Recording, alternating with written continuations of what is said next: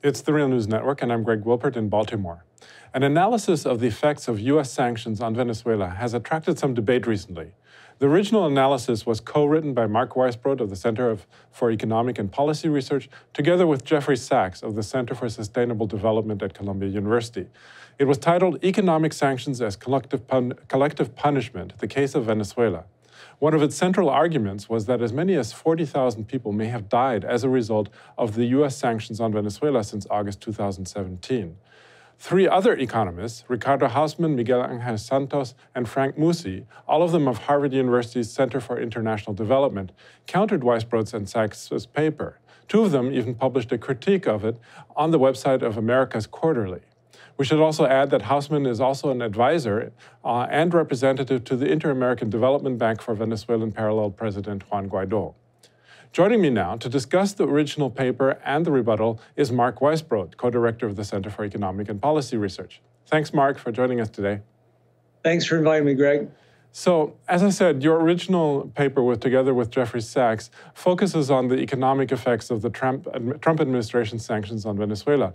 Now, the rebuttal makes three main arguments, I would say, and let's take them one at a time. So first, they argue that the August 2017 sanctions on Venezuela did not significantly worsen Venezuela's economic crisis because the crisis began well before August 2017. That is, the sanctions prohibited U.S. institutions and citizens from trading in Venezuelan debt.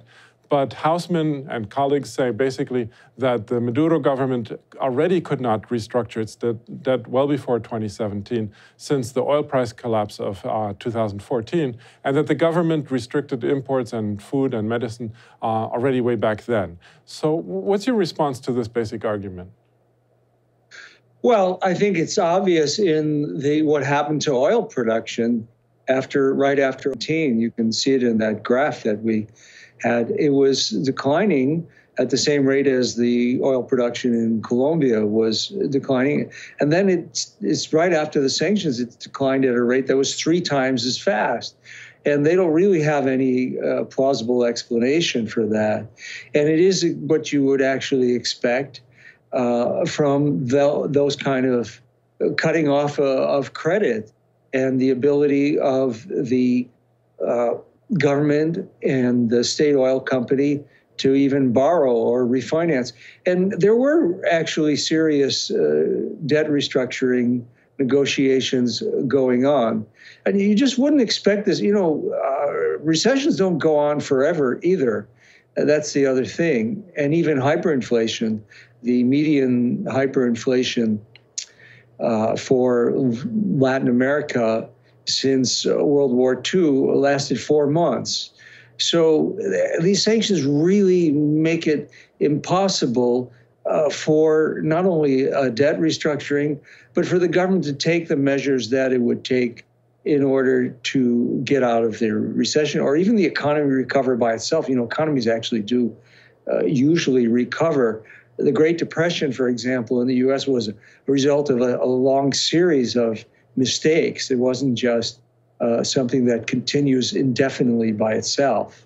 Yeah, I think that's a very important point, which we made here in other programs, that the Trump administration introduced these sanctions just at a moment when the government, that is the economy of Venezuela, was very vulnerable, and like you said, probably extended the economic crisis.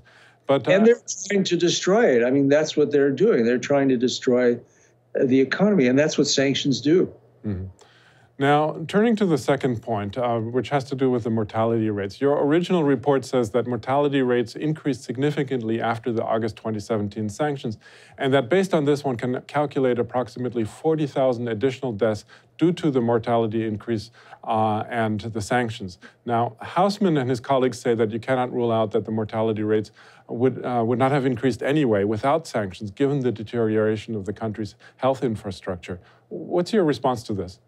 Well, they're just pointing out the basic problem you have in social science. You don't have an experiment where you're manipulating the independent variable.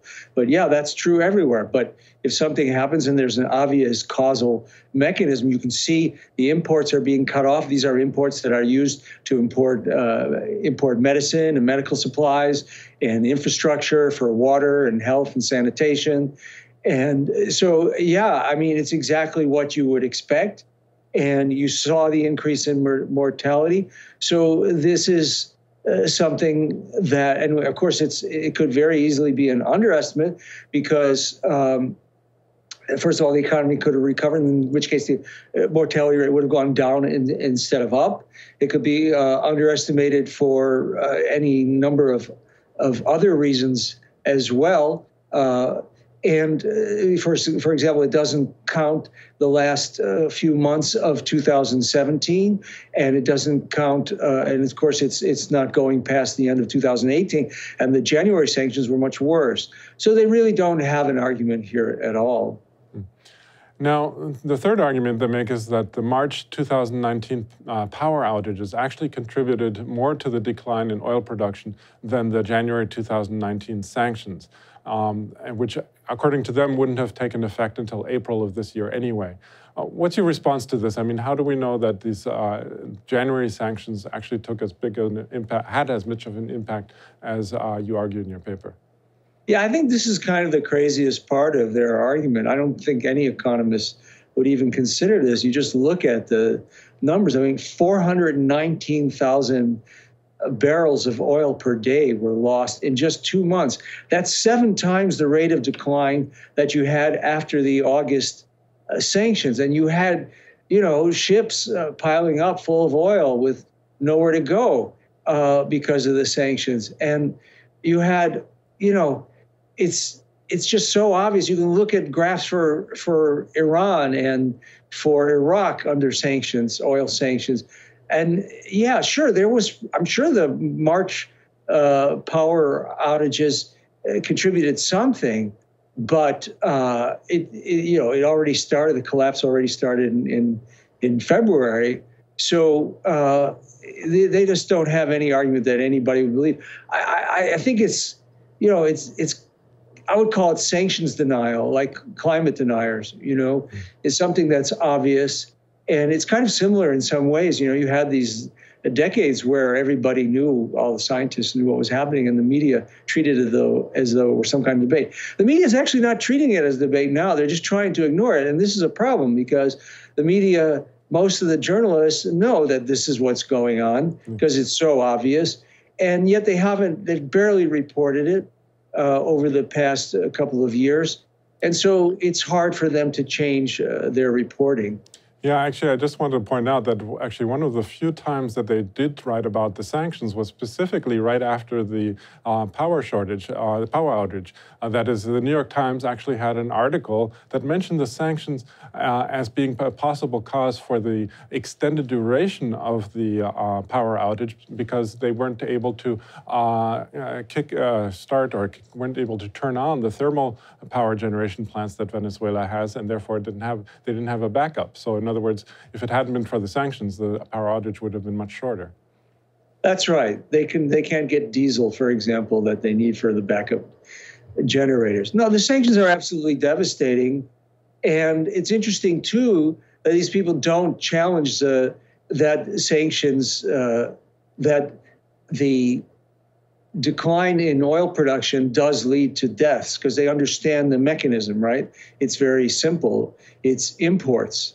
If there's no dollars to import essential goods, well, it works 2 ways. One is what I already described in terms of life-saving medicines and other essential goods, but also it shrinks the economy because Venezuela is a very import-dependent economy. So they know this connection between both the sanctions, the decline in oil production, and the decline in mortality and the increase in mortality. They're just trying to somehow say that Venezuela is different from all other countries that have ever had these kind of economic sanctions, and they don't cause the oil production to decline. Now, I want to turn for a moment to how the media and government officials have been dealing with the topic of sanctions. Now, OAS Secretary General Luis Almagro and Ricardo Hausmann are claiming that the sanctions are mainly there to prevent corruption and do not really affect the people of Venezuela. Almagro even tweeted, quote, "Today I spoke at Shenandoah University about the recent struggle against authoritarianism and dictatorship in the Americas. In Venezuela, we need more sanctions, not less. Kids are malnourished and starving long before sanctions were applied to Nicolas Maduro's mob," end quote. And then there seems to be a sort of media blackout on the effects of the sanctions, as you mentioned. Now, what's going on here? How can it be that they're continuing to present this idea that the sanctions are not having an effect except to pressure Maduro, presumably? Well, Almagro doesn't care. He's always been, I think he has supported military intervention as well. And I don't know how long he's going to last at the OAS, because there's a lot of governments, I don't even mean just left governments there, but I mean a lot of governments at the OAS that think he's just too crazy. It is outrageous for a Secretary General of the OAS to be saying something like that, especially when it even violates the charter of the Organization of American States, as we've discussed on this show. And I think that, again, the media just doesn't want to deal with it. And because I've seen this problem with a lot of things that we work on. For years they were saying that Social Security was going to collapse, and then the numbers never showed that, and it took the media a long time to acknowledge that there wasn't this crisis after they've been saying it for 10 years. And all kinds of issues like that, where the media just makes a mistake, and the reporters make a mistake, the editors make a mistake, and it took a long time for the climate news to change as well in terms of the causality there. So hopefully this won't take as long, because this is a really urgent situation, and it's not as big a thing. You only have Hausmann, people who are, ideologically committed to overthrowing the government of Venezuela. They're the only people that would actually deny that the sanctions don't have any impact. But, you see these reported, journalists like Nick Kristof. Here's somebody who goes to all these places in the world where people are suffering and there's humanitarian disasters and trafficking of women and children. And this is what he writes about. And so he goes to the border of Venezuela and he talks to, a 15-year-old girl who's pregnant and destitute and all these people, and shows how terrible they're suffering, the refugees from Venezuela. And then what is his solution? He says, you got to pressure Mexico to go along with the sanctions that are actually causing these people to be in this situation. And this makes no sense at all. And I just wish people would challenge him. If anybody's listening to this, they could write to him and say, well, why are you doing this? Don't you care about these people that you profess to care about? You're actually supporting something that's making it vastly worse and actually taking people's lives. Now, the lack of media coverage presumably also has an effect on Congress. At least they don't seem to be very attentive either to the effect that sanctions are having. I'm just wondering, is there any movement going on in Congress with regard to either the sanctions or the threat of military intervention? Well, the threat of military intervention, Congress is moving forward.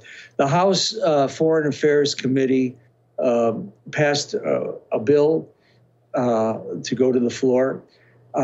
H.R. 1004, it's the bill we talked about before, that just a clean bill doesn't say anything except that the president can't intervene militarily in Venezuela without the authorization from Congress. And that's just stating the law. It's got over 70 co-sponsors now. And now there's 5 senators co-sponsoring the House version of the Senate version of the bill as well.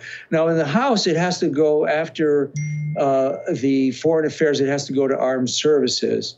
So they're trying to pressure the people that are organizing this. And again, it's the grassroots pressure that gets all of this done, just as it did in the case of the Yemen war.